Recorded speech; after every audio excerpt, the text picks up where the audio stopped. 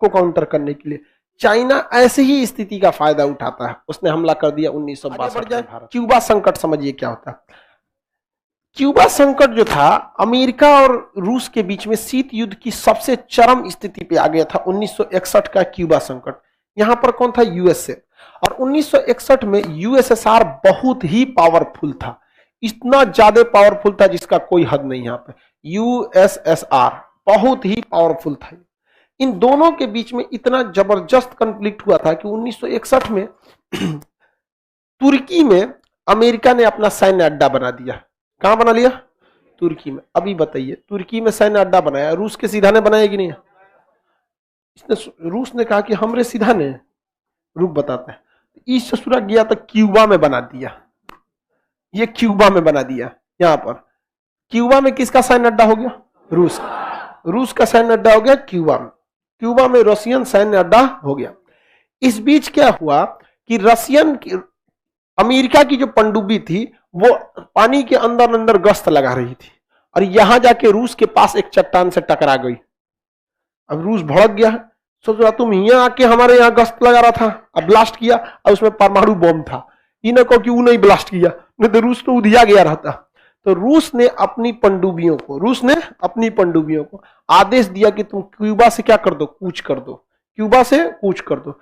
तो क्यूबा नामक स्थान से रशियन पनडुब्बियां जो थी अमेरिका के चारों ओर जा चली गई थी और यहां पर रशियन पनडुब्बी में परमाणु बम लगा हुआ था, जबकि ऊपर में समुद्र के ऊपर अमेरिका की नेवी थी और अमेरिका की नेवी युद्धाभ्यास कर रही थी। इसी बीच उन्होंने प्रैक्टिस किया कि पनडुब्बियों को कैसे मार के गिराया जाता है। तो डेप्थ चार्जर से मार के गिराया जाता है। पनडुब्बी जो होती है पानी के अंदर होती है, अगर कोई बारूद भरेगी नीचे जाके फटेगा तो पानी में इतना जोर से हलचल करेगा कि पनडुब्बी डिसबैलेंस हो जाएगी और ऑलरेडी पानी के अंदर है, डिसबैलेंस होगी तो डूब जाएगी। वहां पर टूटने का भी डर होता है उस सबको।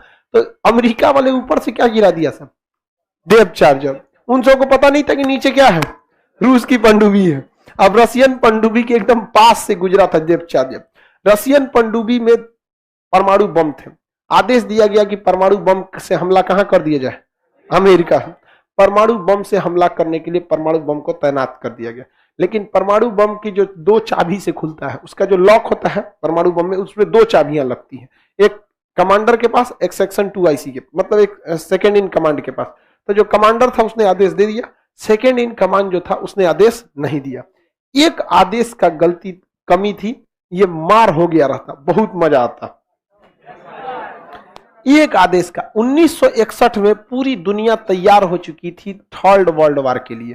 थर्ड वर्ल्ड वार एकदम करीब आ चुका था। अमेरिकी पनडुब्बियां रूस के पास, रशियन पनडुब्बियां अमेरिका के पास, दोनों में भयंकर परमाणु बम लगे हुए थे। जापान वाला जो परमाणु बम था वो उन पनडुब्बियों, उन जो ये लोग परमाणु बम तैनात किए थे उसका 1% भी नहीं था, 1% भी नहीं था और ये लोगों ने तैनात किया। अमेरिका पूरी तरह से पगला गया था इस युद्ध को जीतने के लिए और इधर रूस का पूरा एड़ी चोटी लगा दिया था इनको काउंटर करने के लिए। चाइना ऐसे ही स्थिति का फायदा उठाता है, उसने हमला कर दिया 1962 में भारत पे।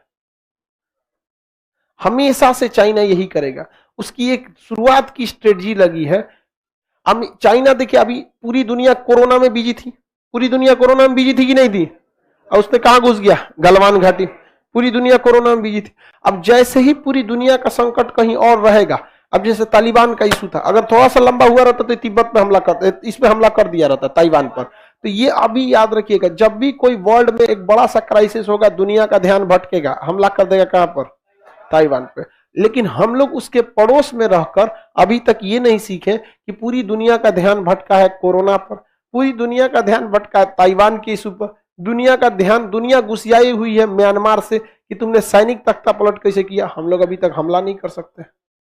मार के उधिया दीजिए सैन्य तख्ता पलट, कर्नल जनरल उधिया गया, सब नहीं समझ में आया, मार देगा सब उधर से।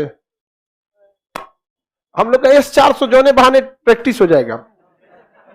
मार के यहां म्यांमार को सुता देना चाहिए, यही ना म्यांमार। अब इससे अच्छा मौका आएगा? नहीं आएगा, यहां पर इससे अच्छा मौका नहीं आएगा। जो CPEC का मैटर बताए थे ना वहां पे पाकिस्तान वगैरह में, अभी हम भी देखिए उसमें पाकिस्तान में वायरल हो रहा है और वहां पे अब वहां पे चाइना से लोग वहां पे बवाल करने लगे कि हमारा जो सीपीईसी जो सड़क बना रहे हो, इस सड़क से पाकिस्तान को क्या हो रहा है, लॉस हो रहा है। ये केवल चाइना अपनी फायदा के लिए सोच रहा है। जीडीपी 80 बिलियन डॉलर की है इसकी, अब 85 बिलियन डॉलर कर्जा ले लिया है। अब वो सब पूरा बंदूक लेकर मार रहा है सब चाइना वालों। धीरे धीरे हम लोग कामयाब हो रहे हैं। अब सोच रहा, अब पाकिस्तानियों को भी समझ में आ गया खान साहब सही बोल रहे हैं। अब वहां पे भी एगो लाइफ सेंटर दे देने लायक है। अगर परमिशन दे दिया ना तो उन्हीं सबसे आदमी हमला करा देखा चाइना वालों के ऊपर। समझ में आया कि नहीं आ गया? किसी को दिक्कत? तो क्यूबा संकट किस वर्ष हुआ था? 1961।